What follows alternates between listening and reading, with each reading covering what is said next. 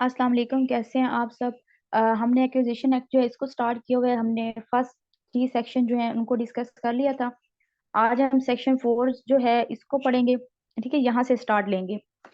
Section 4 जो है ना, इसके अंदर बात की गई है notification and powers of officer. ठीक है, इसमें बात की गई है notification and power of officer. इसमें वो कह रहे हैं कि जो गवर्नमेंट होती है ना, वो कलेक्टर को एक नोटिफिकेशन देती है कि फलां एरिया है, ठीक है, और वहां पर हमें पब्लिक पर्पस के लिए जमीन चाहिए। तुम वहां पे जाके ना देखो कि इसके लिए कौन सी जमीन सुटेबल होगी और उसको हमें एक्वायर करवा के दो। ठीक है, फॉर एग्जाम्पल एक गांव है, ए है। ठीक है, अब गवर्नमेंट जो है ना इसके अंदर हॉस्पिटल बनवाना चाहती है। गवर्नमेंट क्या करना चाहती है, यहाँ पर हॉस्पिटल बनवाना चाहती है। तो उसने क्या किया है, उसने कलेक्टर को कहा है कि तुम भाई जाके देखो इस गांव के अंदर हॉस्पिटल के लिए कौन सी जगह सुटेबल है। देन तुमने वो जो जमीन होगी वो हमें एक्वायर करवा के देनी है। ठीक है, अब कलेक्टर ने क्या करना है, जब कलेक्टर को मिल गया नोटिफिकेशन, तो कलेक्टर ने जाना है वहां पे, उस लैंड का सर्वे करना है, वहां पे देखना है। ठीक है, उसको जो जमीन सुटेबल लगेगी उसके बाद कलेक्टर खुद एक नोटिफिकेशन बनाएगा। ठीक है, उसके बाद कलेक्टर क्या करेगा, खुद एक पर्टिकुलर नोटिफिकेशन बनाएगा। और जब वो नोटिफिकेशन बना लेगा और उसको जारी कर देगा, तो वो जो नोटिफिकेशन होगा वो नोटिफिकेशन लॉफुल हो जाएगा। वो नोटिफिकेशन क्या हो जाएगा, लॉफुल हो जाएगा। ठीक है, उसने क्या करना है, आफ्टर जब उसने अपना नोटिफिकेशन बना लिया, नोटिफिकेशन बनाने के बाद वो वहां पर जाएगा, वहां पर जाके ऐलान करेगा कि फलां जगह पर फलां जमीन है और वो गवर्नमेंट को फलां पर्पस के लिए चाहिए।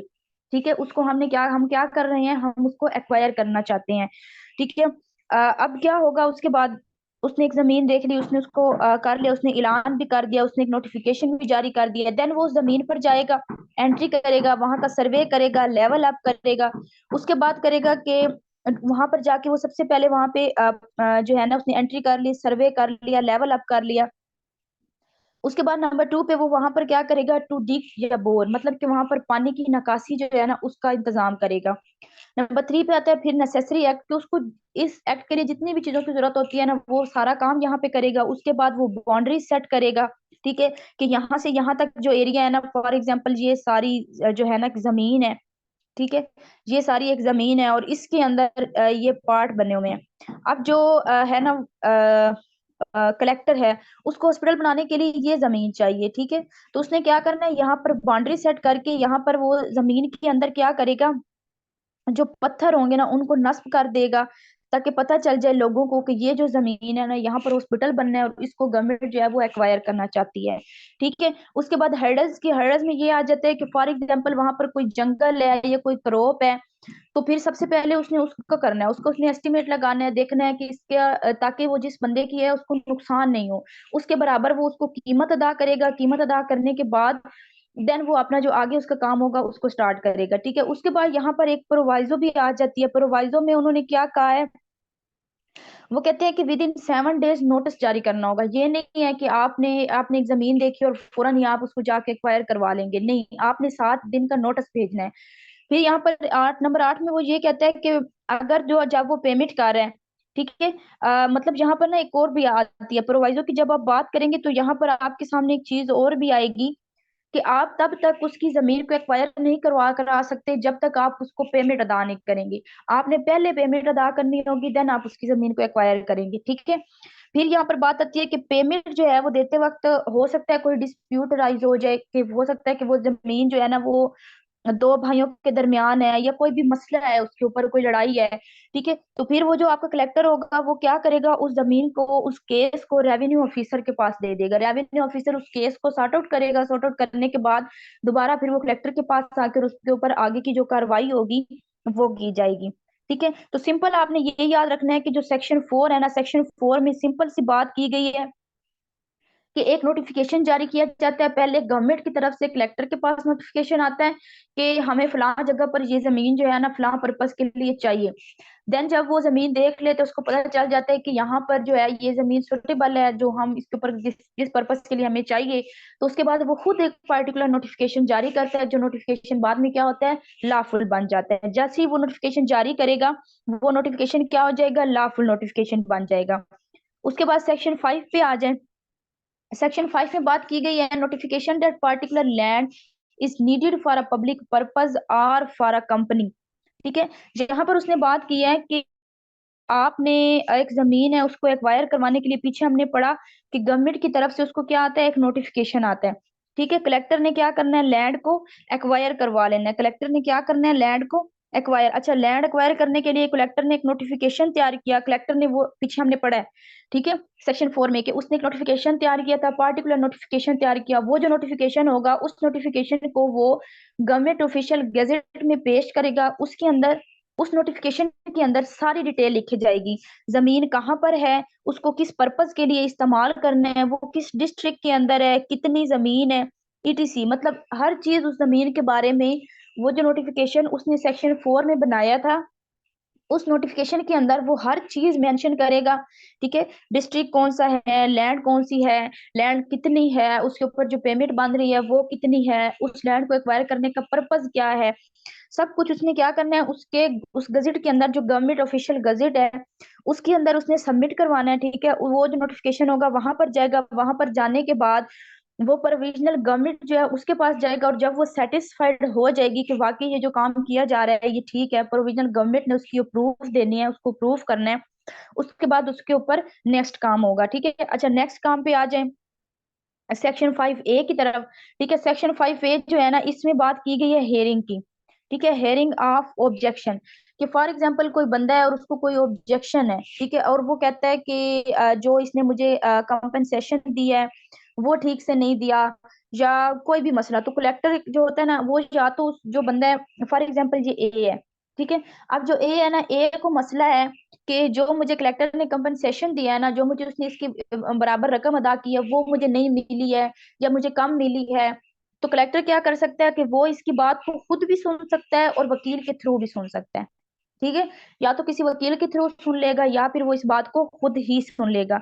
लेकिन वो पर्सन जिसको ऑब्जेक्शन है, उसने 30 डेज के अंदर अंदर अपनी ऑब्जेक्शन लेके उसके पास जाना है। लेकिन किस तरह से लेके जाना है, रिटर्न फॉर्म में। आपने यहाँ पर याद रखना है, ऊपर हमने पढ़ा सेक्शन 4 में कि गवर्नमेंट की तरफ से एक नोटिफिकेशन आया कलेक्टर को। कलेक्टर ने क्या किया, उसने जाके लैंड सर्च की, लैंड सर्च करने के बाद उसने खुद एक नोटिफिकेशन तैयार किया। वो नोटिफिकेशन उसने ऑफिशियल गजट में जो है उसको पेश किया। देन वो प्रोविजनल गवर्नमेंट के पास गया।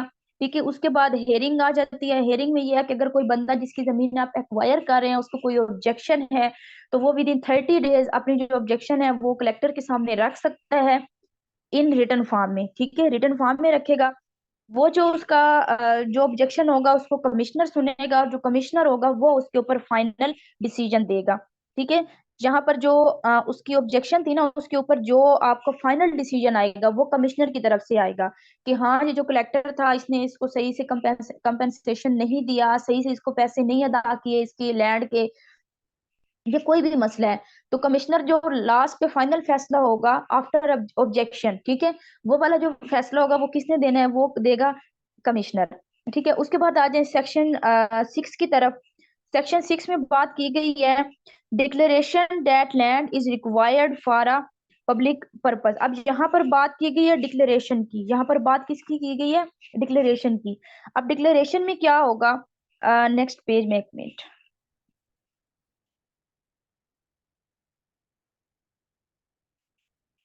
ठीक है, यहाँ पे आ जाए। अब देखिए नेक्स्ट में क्या होना है कि फॉर एग्जाम्पल कमिश्नर है, ठीक है, कमिश्नर जो है, कमिश्नर ने क्या किया है, उसने अप्रूव करना है। उसने क्या करना है, जो डिक्लेरेशन होगा वो किसने देना है, कमिश्नर ने देना है। डिक्लेरेशन किसने देना है, कमिश्नर ने देना है। यहाँ पे सिंपल सी चीज याद रखनी है आपने, हेयरिंग तक पढ़ा, सेक्शन 5 में हेयरिंग वाली बात होगी, किसी को कोई मसला था कलेक्टर ने वो भी सुन लिया। ठीक है, उसके बाद सेक्शन 6 पे आ जाए, डिक्लेरेशन की बात होगी। डिक्लेरेशन में वो क्या कह रहा है कि जो कमिश्नर होगा ना वो प्रूफ करेगा, देन वो जो है वो उसका जो बताएगा, डिक्लेरेशन करेगा कि वाकई ये इस पर्पज के लिए हमें जमीन चाहिए। ठीक है, और फिर जो कमिश्नर डिक्लेरेशन दे रहा होगा वो भी एक नोटिफिकेशन जारी करेगा। वो जो नोटिफिकेशन होगा वो भी ऑफिशियल गजट में जाएगा पहले।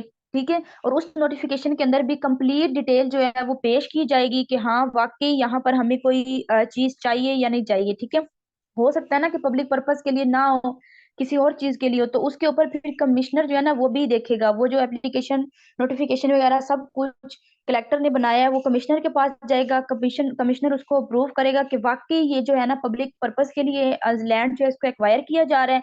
वो उसके ऊपर एक डिक्लेरेशन देगा। डिक्लेरेशन जो वो देगा वो भी नोटिफिकेशन की फॉर्म में होगी।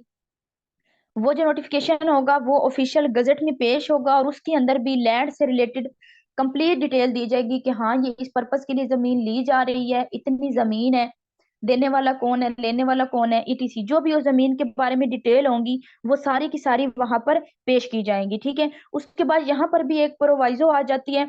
अब प्रोवाइजो क्या है कि हमने पीछे भी पढ़ा था कि तब तक आप जमीन को एक्वायर नहीं कर सकते जब तक आप पेमेंट अदा नहीं करेंगे, जब तक आप पेमेंट अदा नहीं करेंगे। अब यहाँ पर आपको सेक्शन 6 जो है वो बड़े डिटेल में बता रहा है कि जो कमिश्नर ने डिक्लेरेशन दे दिया है, ठीक है, कमिश्नर ने क्या किया, डिक्लेरेशन दे दिया है, लेकिन वो जो डिक्लेरेशन का नोटिस होगा वो तब तक आगे जारी नहीं होगा जब तक आप उसकी पेमेंट अदा नहीं कर देते। आप जमीन की पेमेंट अदा करेंगे, कलेक्टर जो होगा वो जमीन की पेमेंट अदा करेगा, जमीन की पेमेंट अदा करने के बाद वो जो डिक्लेरेशन नोटिस होगा वो जारी किया जाएगा। ठीक है, तो सिंपल सी चीज आपने याद रखनी है कि सेक्शन 6 में आपने ये बताना है कि जितने भी पीछे कार्रवाई की है कलेक्टर ने वो सारी कमिश्नर के पास आएगी, कमिश्नर उसको अप्रूव करेगा कि वाकई ये जो जमीन एक्वायर की जा रही है ये पब्लिक पर्पस के लिए है, वो उसके ऊपर एक डिक्लेरेशन जो है वो जारी करेगा। उसका जो नोटिफिकेशन होगा वो भी ऑफिशियल गजट में पेश किया जाएगा, उसके अंदर भी जमीन से रिलेटेड कंप्लीट डिटेल लिखी जाएंगी। लेकिन यहाँ पर शर्त ये है कि पहले आपने पेमेंट अदा करनी है, उसके बाद कमिश्नर का दिया हुआ डिक्लेरेशन जो है वो भी पब्लिक के पास जाएगा। ठीक है, अच्छा उसके बाद नेक्स्ट आ जाए, नेक्स्ट हम आ जाते हैं सेक्शन 7 की तरफ। एक मिनट मैं इसे रेज कर लूं। ठीक है, उसके बाद हम आ गए हैं सेक्शन 7 की तरफ। सेक्शन 7 में कहता है कि collector to take order for acquisition. ठीक है, सेक्शन 7 में बात की गई है कि अब जो कलेक्टर है ना उसके पास ऑर्डर आ गया है कि वो जो जमीन है उसको वो एक्वायर कर सकता है। ये हमने पीछे सेक्शन 6 में पढ़ लिया है कि जो कमिश्नर था उसने क्या किया, उसने भी जो था अपना नोटिफिकेशन था वो उसने जारी कर दिया है, पेमेंट अदा हो गई है। अब जो है कलेक्टर है उसके पास ऑर्डर आ चुका है कि भाई तुम जमीन जो है उसको एक्वायर कर सकते हो। कमिश्नर ने क्या करने हैं, कलेक्टर को डायरेक्शंस देनी है कि जाओ और जाके एडवर्टीजमेंट कर दो। उसने क्या करना है, उसने जाके कहना है कि आप एडवर्टीजमेंट कर दो कि फलां जमीन जो है उसके ऊपर जितनी भी कार्रवाई थी वो सारी हो चुकी है और अब हम इसको एक्वायर करने लगे हैं। ये आप बात करेंगे सेक्शन 7 के अंदर।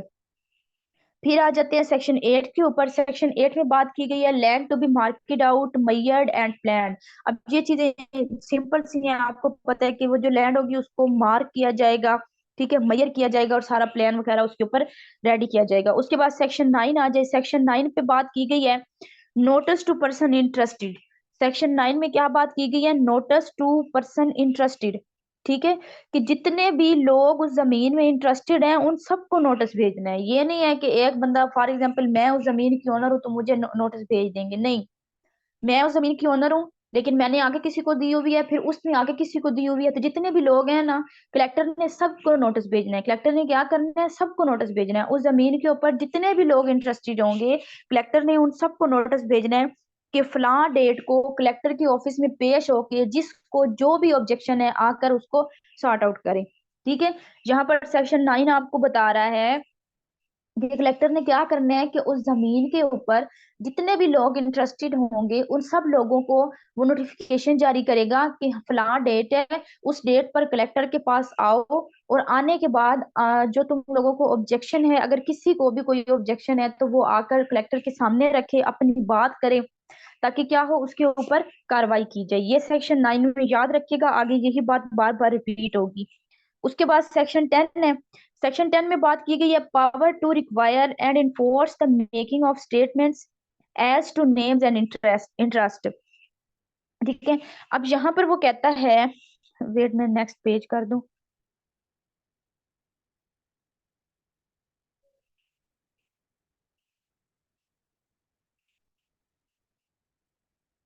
अच्छा, अब यहाँ पर वो कह रहा है, पीछे आपने पढ़ लिया ना, नोटिफिकेशन वाली बात जो है वो आपने अपने माइंड में रखनी है। ठीक है, अब यहाँ पर वो कह रहे हैं कि जो अब उसके ऊपर पोजीशन करना है वो किसने करना है, कलेक्टर। वो पावर किसके पास होगी, कलेक्टर के पास। इसमें देखिए सिंपल सी बात की गई है कि power to require and enforce the making of statements as to name and interest. कि जो पोजीशन है उसकी पावर किसके पास है, कलेक्टर के पास है। किसके थ्रू है, नोटिस के थ्रू है। ठीक है। अगर तो किसी बंदे ने क्लेम किया है कि वो इससे सेटिस्फाइड नहीं है या कोई और मसला है, ठीक है, तो section 175 and 176 of PPC, Pakistan penal code जो है, ठीक है, उसके लिहाज से जितने भी बंदे उस जमीन में इंटरेस्टेड हैं, वो सारे के सारे बंदे बाउंड हैं कि जब भी कलेक्टर उनको अपने पास बुलाएगा उनको आना होगा, कलेक्टर उनको जो कहेगा वही चीज वो लाएंगे, कलेक्टर के सामने पेश करेंगे। ठीक है। मतलब इसमें सिंपल लिखा है कि पावर टू रिक्वायर, तो आपने सिर्फ पावर से याद रखना है यहाँ पर, जो पीछे डिफाइन आपको दिखाई है ना सेक्शन 10 में, वहां पर आपने पावर टू रिक्वायर से याद रखना है कि जहां पर जितने भी लोग उस जमीन में इंटरेस्टेड हैं, कलेक्टर के पास ये पावर है कि वो जमीन के ऊपर पोजेशन ले रहा है। पावर है कलेक्टर के पास, आपको भी पता है, ठीक है। अब क्या हो सकता है कि जितने भी बंदे वहां पर इंटरेस्टेड हैं उस जमीन में, कलेक्टर जब मर्जी चाहे उन लोगों को अपने ऑफिस में बुला सकता है, उनसे बात कर सकता है, उनको कहे कोई डॉक्यूमेंट्स लेके आओ, उनको वो डॉक्यूमेंट्स लाने होंगे। ठीक है। इसमें फिर मेरे साथ मैंने मेंशन भी किया है कि सेक्शन 175 और 176 ऑफ पीपीसी, पीपीसी के सेक्शन 175 और 176 के तहत वो जो लोग होंगे वो बाउंड होंगे। जब भी कलेक्टर उनको बुलाएगा, जिस भी दिन बुलाएगा, उन लोगों को कलेक्टर के सामने जाके पेश होना पड़ेगा, क्योंकि ये जो पावर है ये कलेक्टर के पास होती है। समझ आ गई। उसके बाद सेक्शन 11 पे आ जाए। सेक्शन 11 में बात की गई है inquiry and award by collector. ठीक है। अब ये बड़ी सिंपल सी चीज इसमें उन्होंने लिखी है, inquiry and award by collector. मतलब कि इंक्वायरी हो गई है, सारा कुछ हो गया। उसने क्या किया है कि एक पीछे हमने पढ़ा ना, उसने नोटिफिकेशन तैयार किया था, फिर उसने नोटिफिकेशन जारी किया, फिर उसने नोटिफिकेशन, अब सारा कुछ फाइनल हो गया, तो उस जमीन के ऊपर जितने भी लोग इंटरेस्टेड थे उसने सबको नोटिस भेज दिया कि भाई फलां दिन है, उस दिन मेरे पास आना है। ठीक है। फिर उसने ना सेक्शन 10 के अंदर आपको ये भी बता दिया कि उसमें जितने भी लोग इंटरेस्टेड हैं, जब कलेक्टर उनको नोटिफिकेशन भेजेगा, उनको बुलाएगा कि मेरे ऑफिस में आना है, तो उनको आना पड़ेगा। वो ये नहीं कह सकते कि हम नहीं जाएंगे। जिसको भी कलेक्टर बुला रहा है उसने आना है। सेक्शन 10 तक आपको ये बात पता चल गई है, ठीक है, कि उसने नोटिफिकेशन भेजना है, जितने भी लोग इंटरेस्टेड हैं उन्होंने क्या करना है, कलेक्टर के ऑफिस में पेश होना है। अकॉर्डिंग टू सेक्शन 10 कलेक्टर के पास ये पावर है कि वो जिसको जब चाहे बुला सकता है। फिर सेक्शन 11 पे आ जाए। अब वो दिन आ गया जिस दिन सब लोग जो थे वहां पर हाजिर हो गए हैं। ठीक है। गवर्नमेंट आ गई, कोई कंपनी है या कोई ओनर है जिसकी ओनरशिप में वो जमीन है, ठीक है, वो सारे लोग वहां पर आ गए हैं। कलेक्टर ने क्या करना है, स्टेप बाय स्टेप सबकी बातें सुननी है। उसने उस जमीन की कंपनसेशन जो होगी उसको तय करना है कि इसकी इतनी बनती है, जिस बंदे की जितनी जितनी होगी वो सबको अदा करेगा। अदा करने के बाद वो अपना अवार्ड पेश कर देगा। अवार्ड का मतलब क्या है कि वो अपना फैसला सुना देगा। ठीक है। सेक्शन 11 में सिंपल याद रखना है कि पीछे हमने पढ़ा, उसने एक नोटिफिकेशन, पहले उसको गवर्नमेंट की तरफ से नोटिफिकेशन आया, फिर उस पे उसने खुद एक नोटिफिकेशन तैयार किया, फिर वो वहां पर जाते हैं, उसने ऐलान कर दिया कि हम ये जमीन एक्वायर करना चाहते हैं।